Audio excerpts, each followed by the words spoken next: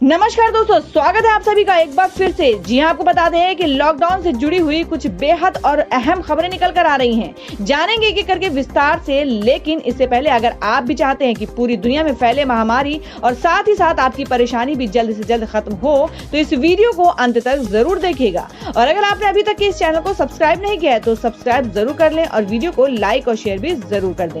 दोस्तों, खबरों का सिलसिला शुरू करने से पहले आपको बता दें कि महामारी का कहर दिन ब दिन बढ़ने के कारण सरकार की तरफ से कुछ कड़े कानून और कुछ रियायतें दी गई हैं, जिन्हें जानना आपके लिए बेहद जरूरी है। इसलिए आपसे अनुरोध है कि खबरों में अंत तक जरूर बने रहिएगा। तो खबरों का सिलसिला शुरू करते हुए बढ़ते हैं पहली बड़ी खबर की ओर।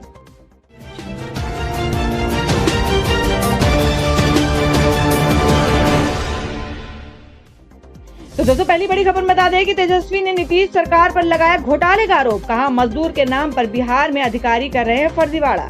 जी हम बात करें कि बिहार में विपक्ष के नेता और पूर्व डिप्टी सीएम तेजस्वी ने नीतीश सरकार पर मजदूरों के नाम पर घोटाले का आरोप लगाया है। उन्होंने कहा कि नीतीश सरकार पूर्णतः बेनकाब हो चुकी है। तेजस्वी यादव ने आरोप लगाते हुए कहा, बिहार सरकार बाहर फंसे मजदूरों को वापस लाने नहीं चाहती है। इसी कारण 47 दिन से वेतन और राशन के अभाव में भूख से जान जा रहे श्रमिकों को पहले किराया नहीं दिया, और जब कोई राज्य सरकार बिहारी मजदूरों को भेजना चाहती है तो उनसे संवाद स्थापित करने में आनाकानी कर रही है और कह रही है। तेजस्वी यादव ने आरोप लगाते हुए कहा कि बिहारी या प्रवासी श्रमिक भाई वापस अपने घर नहीं जा सके, इसलिए नीतीश सरकार द्वारा जानबूझकर जटिल नियम बनाए जा रहे हैं। नीतीश सरकार कहती है कि 47 दिन से बिना वेतन और राशन के दूसरे प्रदेशों में मानसिक, शारीरिक, सामाजिक और आर्थिक और भावनात्मक शोषण के शिकार श्रमिक किसी से उधार लेकर अपना किराया दे, फिर हम उन्हें 21 दिन क्वारंटाइन करेंगे, उसके बाद उन्हें किराया देंगे। नई खबर निकल कर आ रही है कि पूरे देश में जल्द चलने वाली है ट्रेनें, आज से शुरू हो जाएंगी बुकिंग। जाने पूरी डिटेल।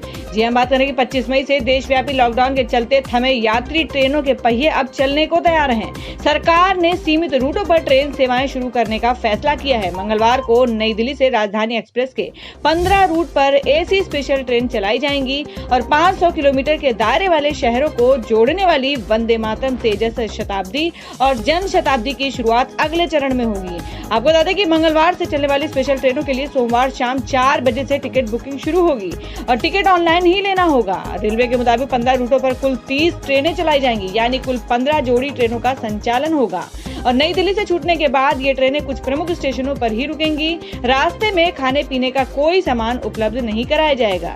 सरकार शताब्दी जैसी एक्सप्रेस ट्रेनों को चलाने पर भी विचार कर रही है और इसके लिए 1 मई से शुरू की गई श्रमिक स्पेशल ट्रेनों के संचालन के अनुभवों की लगातार समीक्षा की जा रही है और शारीरिक दूरी बनाए रखने और यात्रियों के व्यवहार का भी अध्ययन किया जा रहा है। श्रमिक स्पेशल ट्रेनों में फिलहाल औसतन 1000 सवारियां बैठाई जा रही हैं। इसकी खामियां को दुरुस्त करके ही शताब्दी जैसी ट्रेनों के संचालन पर विचार शुरू किया गया है। इनमें 1200 सवारियां आराम से बैठ सकती हैं। और अब अगली बड़ी खबर में आपको बता दें कि उद्धव ठाकरे के सीएम बने रहने का रास्ता साफ, कांग्रेस नहीं उतारेगी दूसरा उम्मीदवार। जी हम बात करें कि महाराष्ट्र के मुख्यमंत्री उद्धव ठाकरे के विधान परिषद सदस्य एमएलसी बनने का रास्ता साफ हो गया है। महाराष्ट्र कांग्रेस अध्यक्ष बाला साहब थोराट ने कहा कि महाराष्ट्र के मुख्यमंत्री उद्धव ठाकरे निर्विरोध विधान परिषद सदस्य एमएलसी बनने वाले हैं, क्योंकि कांग्रेस अपना एक उम्मीदवार हटाएगी। दरअसल इससे पहले कांग्रेस की ओर से राजेश राठौड़ और राजकिशोर मोदी के नामों की घोषणा बतौर उम्मीदवार की गई है। इससे सत्ताधारी महाविकास अघाड़ी के आपसी समीकरण बिगड़ गए हैं। आपको बता दें, बाद में कांग्रेस ने उम्मीदवार का नाम वापस लेने का ऐलान किया है। राज्य में 21 मई को विधानसभा परिषद के चुनाव होने हैं। गौरतलब है कि उद्धव ठाकरे को मुख्यमंत्री पद पर बने रहने के लिए मई महीने के भीतर विधान परिषद का सदस्य बनना जरूरी हो गया था, वरना उन्हें अपने पद से इस्तीफा देना पड़ता। और अब अगली बड़ी खबर में आपको बता दें, प्रधानमंत्री मोदी सोमवार यानी आज फिर करेंगे मुख्यमंत्री से बात। 5वीं बार वीडियो कॉन्फ्रेंसिंग के जरिए होगा मंथन। जी आपको बता दें कि ये चाइनीज महामारी के कारण लागू लॉकडाउन से चरणबद्ध तरीके से बाहर निकलने के लिए किए गए उपायों के बीच प्रधानमंत्री नरेंद्र मोदी सोमवार को एक बार फिर से मुख्यमंत्री के साथ वीडियो कॉन्फ्रेंसिंग के जरिए संवाद करेंगे। इसमें आर्थिक गतिविधियों को बढ़ावा देने पर फोकस किया जा सकता है। मालूम हो कि महामारी शुरू होने के बाद प्रधानमंत्री मोदी 5वीं बार मुख्यमंत्री के साथ साथ संवाद करने जा रहे हैं। प्रधानमंत्री कार्यालय पीएमओ ने बताया कि ये वीडियो कॉन्फ्रेंस सोमवार को दोपहर बाद 3 बजे शुरू होगी। सरकारी सूत्रों के अनुसार बैठक में आर्थिक गतिविधियों को बढ़ावा देना तथा कोरोना का ज्यादा मामले वाले रेड जोन को ऑरेंज या ग्रीन जोन में बदलने के लिए प्रयासों पर भी चर्चा होगी। मालूम हो कि इससे पहले जब प्रधानमंत्री ने 27 अप्रैल को मुख्यमंत्री के साथ बैठक की थी, तब देश भर में चाइनीज वायरस के मामले 28,000 से कुछ ही ज्यादा थे, लेकिन अब ये आंकड़ा करीब 63,000 तक पहुंच गया है। तो दोस्तों, आप लोगों को क्या लगता है, जिस तरह से देश में ये आंकड़े बढ़ते ही जा रहे हैं, तो उस पर आपको क्या लगता है कि प्रधानमंत्री किस तरीके का डिसीजन ले सकते हैं? आप अपना सुझाव कमेंट बॉक्स में जरूर दें। बढ़ते अगली खबर की ओर। और अब अगली खबर में आपको बता दें, प्रवासियों का किराया मुख्यमंत्री कोष से देगी महाराष्ट्र सरकार। जी हां, आपको बता दें कि महाराष्ट्र सरकार से अन्य राज्यों को जाने वाले या अन्य राज्यों से महाराष्ट्र लौटने वाले प्रवासियों का किराया महाराष्ट्र सरकार मुख्यमंत्री सहायता कोष से भरेगी। और ये महत्वपूर्ण घोषणा रविवार देर शाम राज्य सरकार की ओर से की गई है। और माना जा रहा है कि उद्धव सरकार ने ये फैसला मुंबई महानगर से गाँव जाने वाले प्रवासियों का रेला देखने के बाद किया है। प्रवासियों में अपने गांव जाने की बेचैनी शनिवार से प्रवासी विशेष ट्रेनों में तेजी आने के बावजूद देखी जा रही है। प्रवासियों से बात करने पर पता चलता है कि अब उन्हें भूख के साथ साथ मुंबई में चाइनीज वायरस से जान जाने का भय भी सताने लगा है। इसलिए वे ट्रेन का इंतजार करने के बजाय पैदल या किसी अन्य साधन से ही उत्तर प्रदेश और बिहार की ओर रवाना होने लगे हैं। लाखों की संख्या में निकल चुके ऐसे प्रवासियों के रेले मुंबई गुजरात व मुंबई नासिक हाईवे पर देखे जा सकते हैं। शनिवार को मुंबई और ठाणे से 4 श्रमिक विशेष ट्रेनें रवाना हुई थी। रविवार को अब तक महाराष्ट्र में 9 ट्रेनें रवाना हो चुकी हैं। इसके अलावा रविवार को रेल विभाग देश भर में चुनिंदा मार्गों पर 15 जोड़े ट्रेनें चलाने की घोषणा कर चुका है। इसके बावजूद प्रवासियों के मन में ट्रेनों से गांव पहुंचने का भरोसा कायम नहीं हो पा रहा है, क्योंकि मुंबई, ठाणे, सूरत व अहमदाबाद जैसे श्रमिक बहुल स्थानों पर प्रवासियों का डाटा इकट्ठा करने की व्यवस्था ही पारदर्शी नहीं हो पा रही है। और अब अगली खबर में आपको बता दें कि घूमने लगे उद्योगों के पहिए, कई कंपनियों में काम शुरू हुआ है। मजदूरों को रोकने में जुटे हैं कारोबारी। जी हम बात कर रहे हैं कि चाइनीज वायरस के चलते बेशक देश में लॉकडाउन 3 शुरू हो गया हो, लेकिन कुछ नियम और शर्तों के साथ उद्योगों के पहिए भी घूमने शुरू हो गए हैं। और यही कारण है कि कारोबारी सरकार से मजदूरों को वापस न भेजने की मांग कर रही है। इसी कड़ी में दिल्ली में रह रहे कुछ मजदूरों ने कहा कि गाँव जाकर काम नहीं मिलेगा तो वहाँ जाकर भी क्या करेंगे। उम्मीद है जल्द हालात सुधरेंगे और काम मिलने लगेगा। दिल्ली के औद्योगिक क्षेत्र में आज से कई जगहों पर काम शुरू होगा। इससे उम्मीद जगह है और यहाँ रह रहे मजदूरों को काम मिलने लगा है और आर्थिक व्यवस्था पटरी पर लौटने लगी है। वहीं रैन बसेरे में रह रहे तमाम लोगों ने कहा कि गांव जाकर क्या करेंगे, वहाँ रोजगार तो मिलेगा नहीं, जबकि यहाँ खाना और रहने की जगह दोनों है। हमें उम्मीद है कि जल्द हालात सुधरेंगे और काम मिल जाएगा। तो दोस्तों, खबरों में आगे बढ़ने से पहले जान लेते हैं आज के माइंड क्विज के सवाल को। आज का सवाल है, आपको बताना है कि उत्तर प्रदेश के राज्यपाल का क्या नाम है। इसका जवाब आपको वीडियो के नीचे कमेंट बॉक्स में देना है और सही जवाब देने वाले को रैंडमली सिलेक्ट किया जाएगा और वो जीत सकते एक बम्पर पुरस्कार। बढ़ते हैं अगली बड़ी खबर की ओर। और अब अगली बड़ी खबर में आपको बता दें कि भारत को मिली बड़ी सफलता, बनाई पहली स्वदेशी कोविड-19 एंटीबॉडी टेस्टिंग किट। जी हम बात कर रहे हैं कि ये चाइनीज वायरस संक्रमण को रोकने में टेस्टिंग की एक बड़ी भूमिका है और ऐसे में भारत के तमाम वैज्ञानिक और संस्थान इस वायरस की टेस्टिंग किट बनाने की लगातार कोशिश में जुटे थे और इस कड़ी में भारतीय वैज्ञानिकों को आज बड़ी सफलता हाथ लगी है।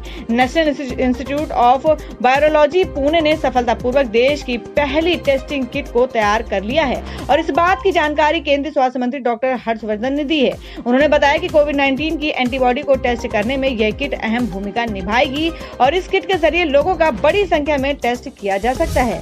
और ELISA kit rapid antibody kit की ही तरह है, जो कि खून में एंटीबॉडी की जांच करती है, जिसमें पता चलता है कि कोई व्यक्ति चाइनीज वायरस से संक्रमित है या नहीं। और अब बता दें आपको कि वंदे मातरम का मिशन, यूनाइटेड किंगडम से मुंबई वापस आए 326 भारतीय। अब तक 1373 लोगों को किया गया एयरलिफ्ट।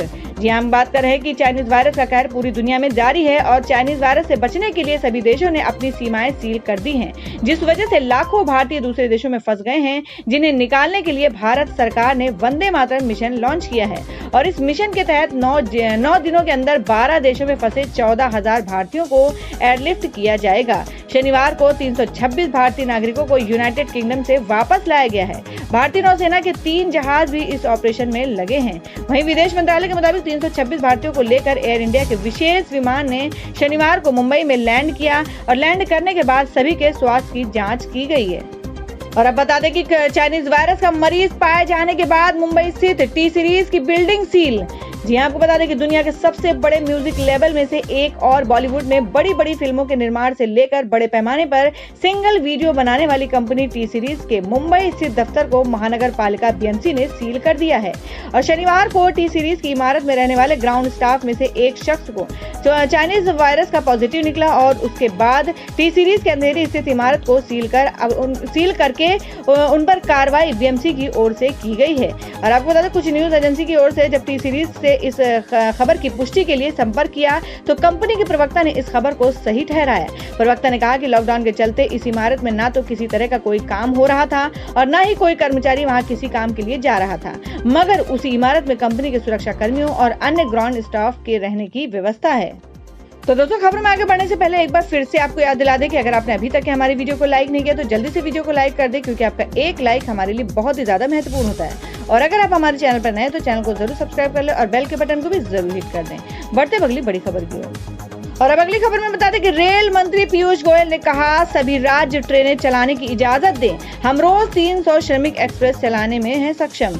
जी हम बात करें कि रेल मंत्री पीयूष गोयल ने सभी राज्यों से अपील की है कि वे ट्रेनें चलाने की इजाजत दें ताकि फंसे हुए मजदूरों को उनके घर तक पहुंचाया जा सके। उन्होंने कहा कि रेलवे कम समय के नोटिस पर हर रोज 300 श्रमिक एक्सप्रेस चलाने में सक्षम है।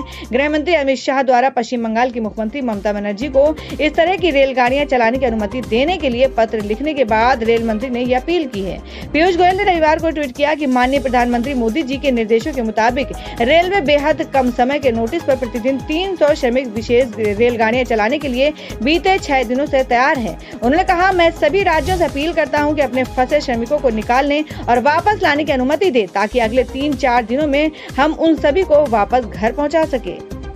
और अब अगली खबर में आपको बता दें कि पीएम केयर्स फंड पर राहुल गांधी ने उठाए सवाल, कहा बहुत पैसा आया है जिसकी ऑडिट होनी चाहिए। जी आपको बता दें कि चाइनीज वायरस के संकट के लिए बनाए गए पीएम केयर्स फंड पर कांग्रेस पार्टी के पूर्व अध्यक्ष राहुल गांधी ने सवाल उठाए हैं। राहुल गांधी ने कहा कि पीएम केयर्स फंड में बहुत पैसा आया है जिसकी ऑडिट होनी चाहिए। कांग्रेस नेता ने प्रधानमंत्री नरेंद्र मोदी से आग्रह किया कि वह चाइनीज वायरस के संकट से निपटने के मकसद से बने पीएम केयर्स फंड का ऑडिट सुनिश्चित करें। राहुल गांधी ने ट्वीट किया, पीएम केयर्स फंड को सार्वजनिक क्षेत्र के उपक्रमों और रेलवे जैसे बड़े सरकारी उपक्रमों से काफी पैसा मिला है। ये महत्वपूर्ण है कि प्रधानमंत्री सुनिश्चित करें कि इस फंड का ऑडिट हो और पैसे लेने और खर्च करने का रिकॉर्ड जनता के समक्ष उपलब्ध हो।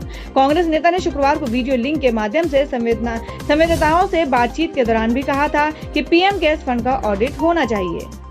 और अब बता दें कि देश भर में क्या है मौसम का हाल। देश के कई हिस्सों में आंधी तूफान का तांडव। अगले 24 घंटे में यहां हो सकती है भारी बारिश और ओलावृष्टि। जी आपको बता दें कि पूरा देश इस वक्त चाइनीज वायरस के संकट से जूझ रहा है, तो वहीं देश के कई राज्यों में हो रही बेमौसम बरसात ने किसानों को बुरी तरह से परेशान कर दिया है। रविवार को दिल्ली एनसीआर समेत देश के कई राज्यों में आंधी तूफान आया और कहीं कहीं तो बिजली गिरने की भी घटनाएं हुई।